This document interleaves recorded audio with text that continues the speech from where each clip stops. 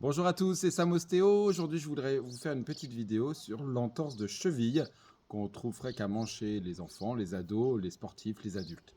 Je vous montre ça tout de suite. Alors, la principale entorse qu'on va retrouver, ça va être l'entorse externe, donc avec une rotation interne du pied. Il y aura plusieurs mouvements qu'on va retrouver au niveau osseux sur l'entorse. On va avoir l'astragale, qui est un os qui fait la jonction entre le tibia et le pied, et notamment avec le talon, ce qu'on appelle le calcanéum. Cet astragale va avancer. On aura un deuxième os ici qu'on appelle le cuboïde, qui va recevoir toute la partie faciale du membre inférieur, va venir s'insérer sur le cuboïde, donc ça a son importance sur la rééducation après.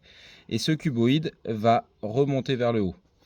Le troisième mouvement qu'on aura, ça va être sur la fibula, ce qu'on appelait avant le péroné, ce qui correspond à la malléole externe, qui elle va aussi avoir un mouvement vers l'avant et vers le bas. Donc c'est important en ostéo de comprendre ça, puisque nous, qu'est-ce qu'on va devoir faire? On va devoir replacer l'astragale vers l'arrière, remettre le cuboïde vers le bas et travailler sur la fibula, qui a un mouvement un peu de balancement entre l'insertion près du genou et de la cheville, pour rééquilibrer cette fibula. On aura forcément une relation avec le genou, donc on ira voir le genou, on ira voir la hanche. Comme je vous ai dit, au niveau du cuboïde, il y a le fascia de tous les muscles, c'est-à-dire ce qui recouvre tous les tissus du membre inférieur qui va venir s'insérer sur le cuboïde. Donc si on a un cuboïde qui va être perturbé dans sa mobilité, on peut avoir toute une chaîne musculaire qui va être perturbée aussi au niveau du membre inférieur. Donc on ira donc voir la cheville, le genou, la hanche et le bassin, puisqu'on peut avoir des conséquences jusqu'au bassin et la colonne.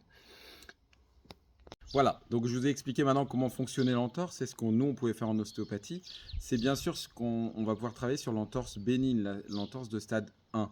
L'entorse de stade 2 et de stade 3, on va avoir une rupture partielle du ligament, voire une rupture complète du ligament. Donc là, ce n'est pas d'ordre ostéopathique, mais d'ordre médical ou chirurgical. Lors des entorses de stade 1, on va pouvoir, bien sûr, en rééducation, accompagner avec la séance d'ostéopathie, accompagner par des séances de kinésithérapie pour faire de la proprioception, pour réapprendre au pied à refonctionner normalement et à retrouver des petits mouvements d'équilibre, de stabilité au niveau du pied. Voilà, j'espère que cette vidéo vous aura plu. Je vous souhaite une très bonne journée. Je vous dis à très bientôt. N'hésitez pas à liker, à partager ou à commenter. Et je vous dis à très bientôt. Prenez soin de vous. Ciao!